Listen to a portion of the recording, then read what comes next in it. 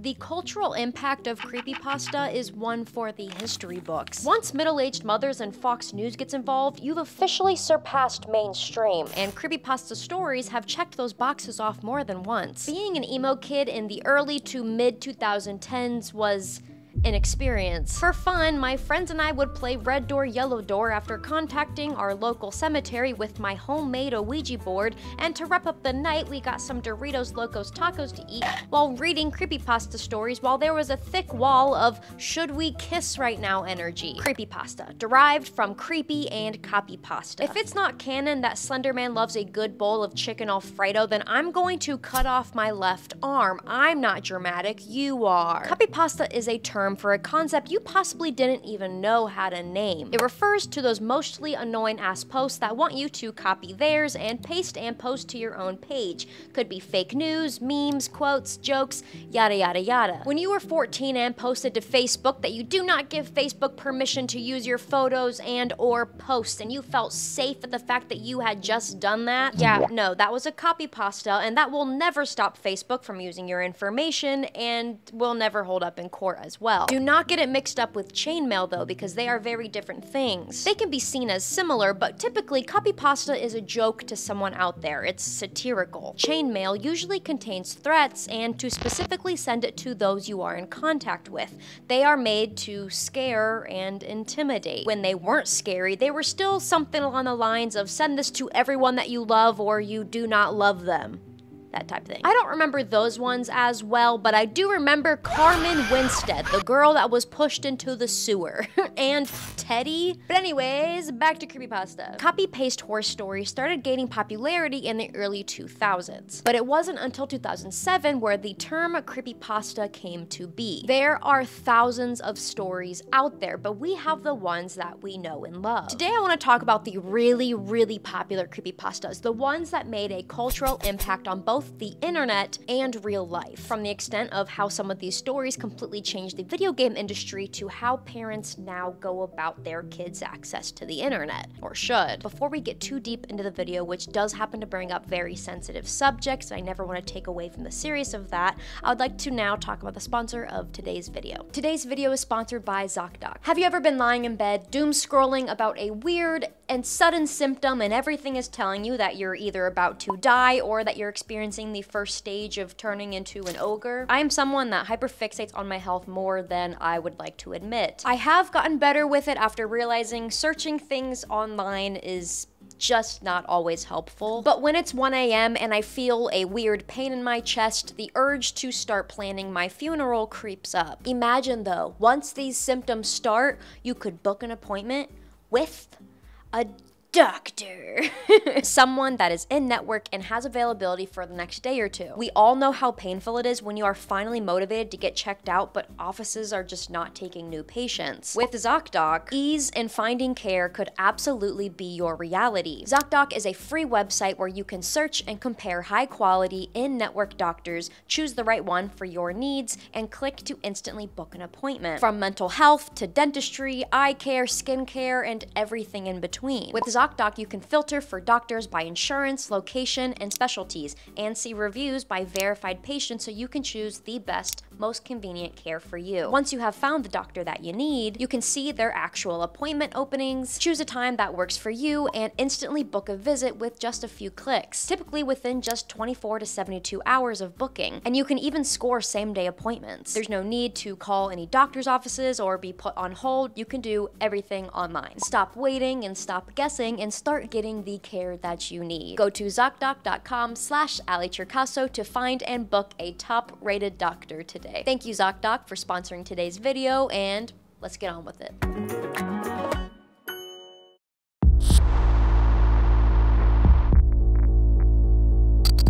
To start, I believe Slenderman has always been misunderstood. To prove my theory correct, I spent an entire day with the tall man, and here was my experience. Hello, MTV. Welcome to my crib. Yeah, it's hard to meet people. You know, I've stolen a lot of kids. I've made a lot of mistakes.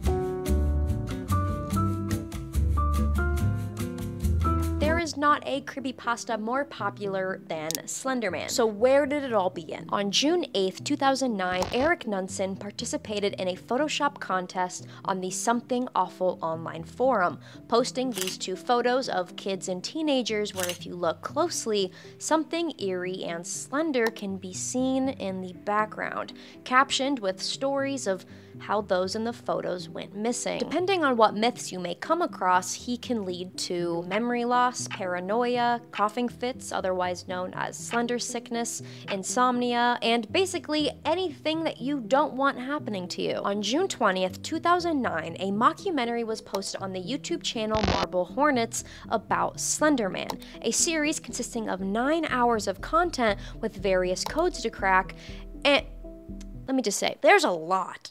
there's a lot to go through, and I just think and know there are people on the internet and YouTubers who have already posted about this series that can go way more in depth than I can in a short little segment, but let me go through a vague description. It consists of a film student named Alex who is being stalked by the operator, aka Slenderman. He hands the tapes to his friend Jay, in which Jay posts them to get a better understanding from the public. Alex disappears and Jay takes over to figure out where he may be and to better uncover the mystery of Slenderman. While looking into it more, he discovers that the operator is far more dangerous than he could have ever imagined. Though I'm only vaguely talking about this mockumentary, it was very important to the history of Slenderman. It was the first form of media that came out after the story and really allowed for the lore and community of Slenderman to get larger through it. From the beginning, Slenderman really caught people's eye and had a quick rise to fame because of websites like Reddit, 4chan, DeviantArt, Mythical Creatures Guide, Unfiction forums,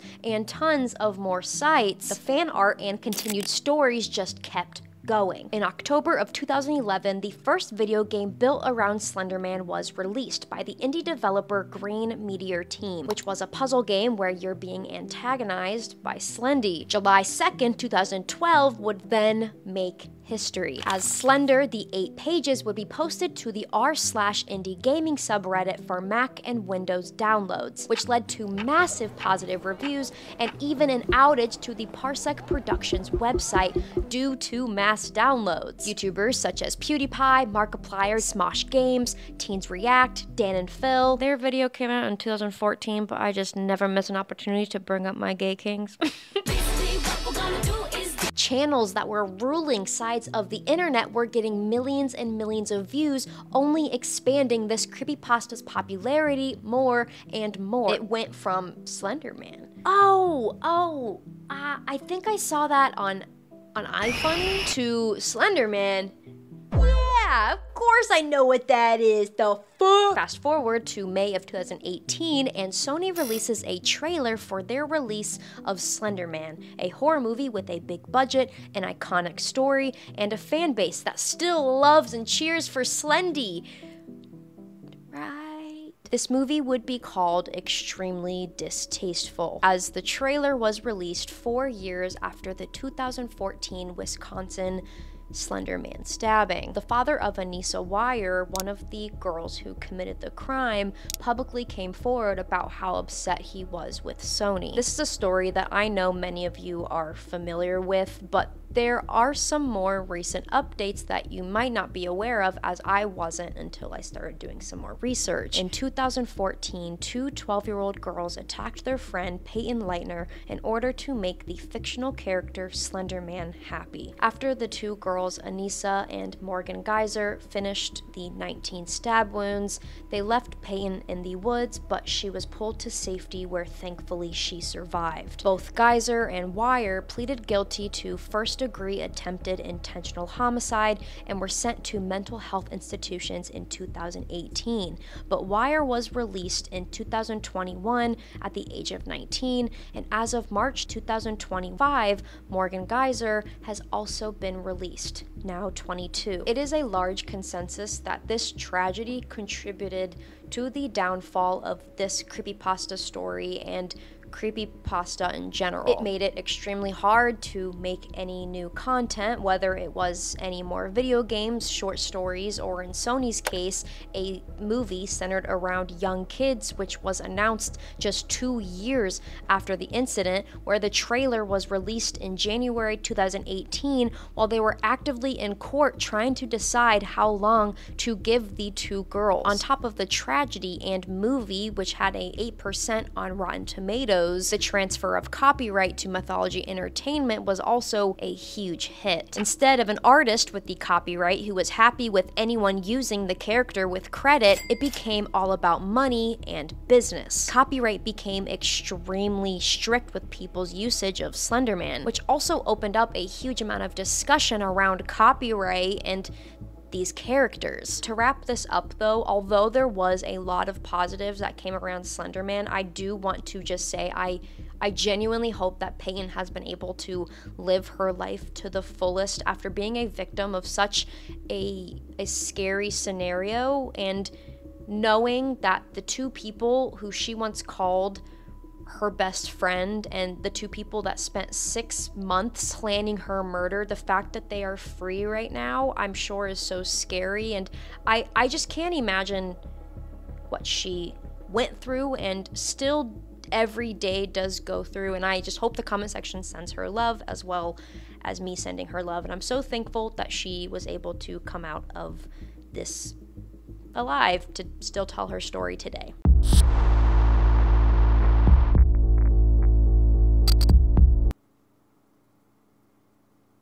I think Jeff is one of the most recognizable creepypasta characters. After standing up to his bullies, he is burnt with alcohol and bleach and sent into insane behaviors where he cuts his mouth.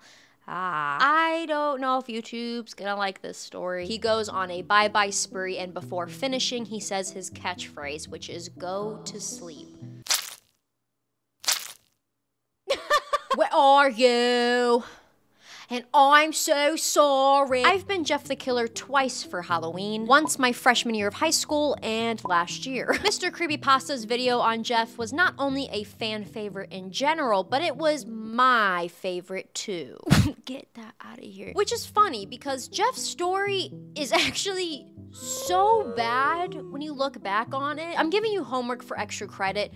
Go back and read it. Something we have all kind of wondered though is, where did the original image come from? If there's one thing that people love to come together for, it's finding lost images, specifically ones that have been edited. Caesar, who was the original creator of Jeff the Killer, well, the 2008 version, not the creepypasta 2011 version, which we all know. Caesar was contacted when people were trying to find the image, saying he wore a white latex mask and made the image himself. Cool, except, that's a lie. He lied. Straight up liar. The first appearance of Jeff the Killer was on a Japanese forum back in 2005, 20 years ago, though it was a slightly different version. The photo that we all know and love would be posted just shortly after. It would then reappear in a Japanese YouTube video film project, which was in 2007. The search for Jeff's original photo went on for years, to the point where there was once a $10,000 reward. Scare Theater was on a mission when it came to this. Reddits were created to try and find the image. Discords were created when trying to find the image. In fact, an entire document was created which has both Japanese and Spanish versions. The search continued and continued and continued and is still continuing. My face is burning. This is actually so insane to me. In my head, if something's popular, it means that it can't be lost. It just can't. People are convinced the photo is absolutely out there though. Thank you for letting me be silly with my makeup, but I am taking it off for the rest of this section to be respectful. Jeff the Killer's story unfortunately inspired a murder, as 14-year-old Donovan Nicholas killed his dad's girlfriend, Heidi Taylor, and blamed it on Jeff, saying Jeff was inside of him and that's why he did it. Donovan's attorney described him as severely mentally ill, and he served time until 2023, where he was released on his 21st birthday. I don't want to get too graphic when getting into what Donovan did, but I agree with the family when it comes down to fear as to how he is free today with no restrictions other than him not being able to legally own a gun. The justice system works in weird ways.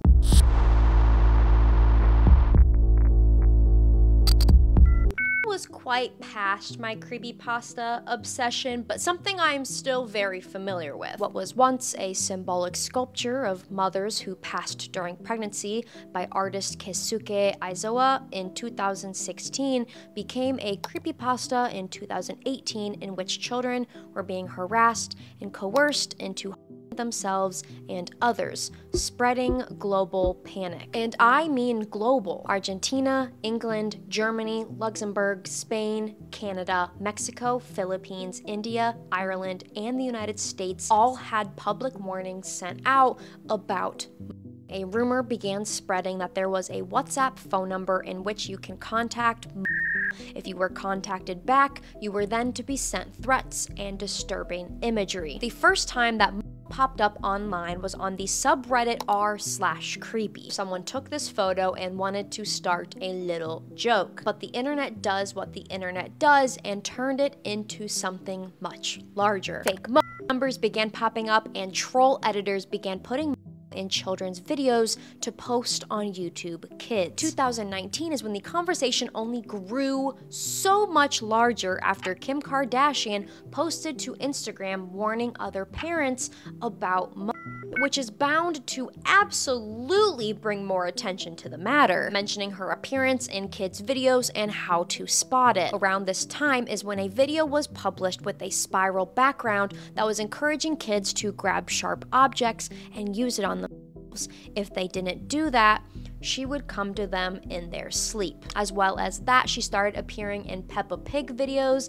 and in Baby Shark videos. The Peppa video is very easy to come across, but the Spiral and the Baby Shark video is not, and those two are actually considered lost media because of how difficult they are to find. Specifically the Baby Shark one. No one apparently can find that anymore, but I found it off of a Redditor who posted a day ago when I was looking it up. The news absolutely ran with this though and added to the mass hysteria. It did not help that sources began linking teens to the challenge. The claims of causing these deaths came from unverified reports and rumors. YouTube responded to the hysterics parents were having, especially after Kim Kardashian told them to do so, basically saying that they are going to take any occurrences of this character's face off of YouTube Kids. I noticed while trying to do research on that I was actually kind of having a hard time, and I think that there is a reason, which Rookie in his Uncovering the Truth Behind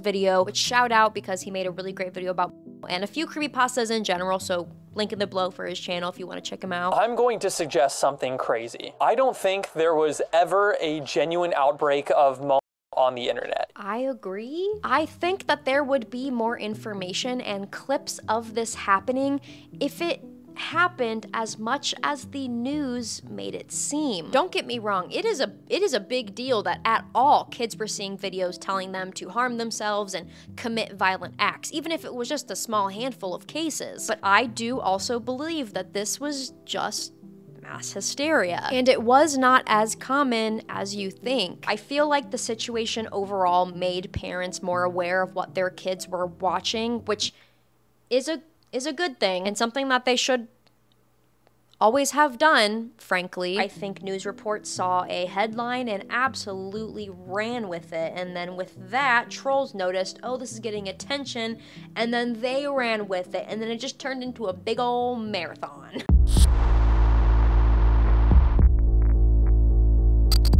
As someone that grew up with gaming YouTubers, I had to bring up sonic.exe. I had no choice. Sonic.exe genuinely revolutionized a whole new genre of horror games. It was created by Sir JC the Hyena and was actually already a thing before it was considered a creepypasta, kind of. A few months before Sonic.exe was released, a story called The Blue Pendrive existed, where someone found their deceased friend's Sonic game, which was a distorted version and suddenly had a countdown appear while playing.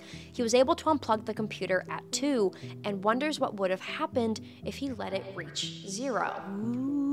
Sonic.exe is based on the concept of a haunted computer game. The player boots up only to realize that something is not what it typically is. This might sound similar to another creepypasta, I know I'm kind of sounding like a broken record here, which is called Ben Drowned, where an N64 cartridge of The Legend of Zelda Majora's Mask is haunted by the previous owner. But Sonic.exe is different, where the game has a whole new alternate dark concept rather than having a human haunting the object and changing it from within. The story was posted on August 9th, 2011, and a year later, a game based on the story would come out, the one that we all know. Though it wasn't until YouTubers, again, such as Markiplier and PewDiePie, posted playthroughs that the game would then skyrocket in popularity. Once this game became so popular, it became a trend to see who came out with the next hot EXE game for top YouTubers to play. Happy Mouse, Pokemon EXE, Aladdin EXE,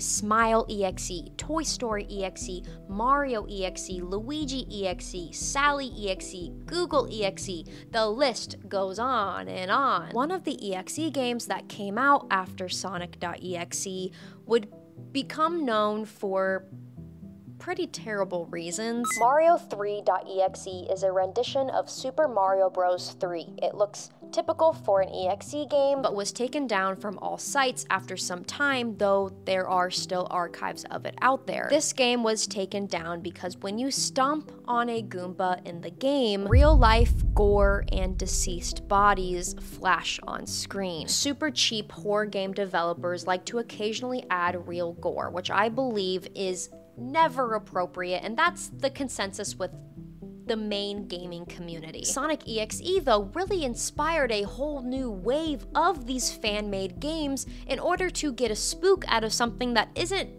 normally spooky. It really mainstreamed it, and because YouTubers were playing it, people were just more motivated to have their game played by their favorite creators. Not only did it start a whole new motivation and just wave in general of fan-made games, but it also just exploded into a whole community for specifically Sonic.exe, with more game releases and even sparked debates as to whether or not Sonic.exe is canon, as the official Sonic the Hedgehog Twitter has acknowledged that it exists. There was backlash though too, and honestly still is. This community believing that Sonic.exe completely ruined the horror game industry, that it was lazy and clouding gaming content with cheap clickbait. But fan-made games are never going to always be great. I agree, most of the EXE games that came out were dog water. But I can tell people had a lot of fun with this. It's no secret though that EXE games have died out. And honestly, I feel like the majority of hate that Sonic.exe or just EXE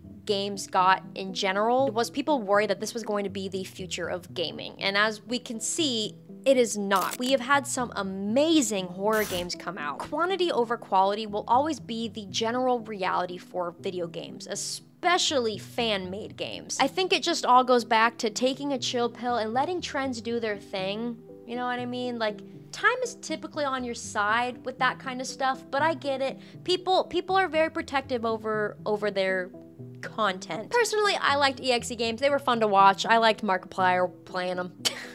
I love Markiplier. This was quite an interesting video to make. Had to do quite a bit of research. I feel a little smarter up in here. My noggin's a little more full with very important information. Even though I consider myself a creepypasta fan, there were a lot of things that I learned. It is very unfortunate though that some of the stories brought up resulted in loss of life and or trauma. But sadly, the internet can bring out really dark thoughts that people either have already experienced or bring out new thoughts that were going to come out throughout time. There are so many more creepypasta stories that have made a deep impact to real life and internet culture, so please let me know if that is something that you guys would enjoy seeing. Thank you again, ZocDoc, for sponsoring today's video. You can visit ZocDoc.com/AliChercaso or visit the link in the description below to find a doctor for you. If you'd like to follow me on any of my other socials, you can check out my link tree in the description below, and I will see you guys in the next video. Bye-bye.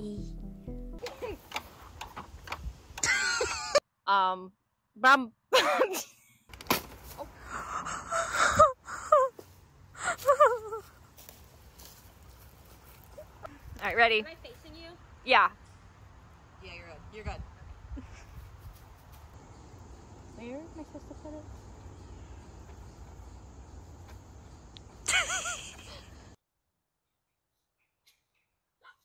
Oh, hey,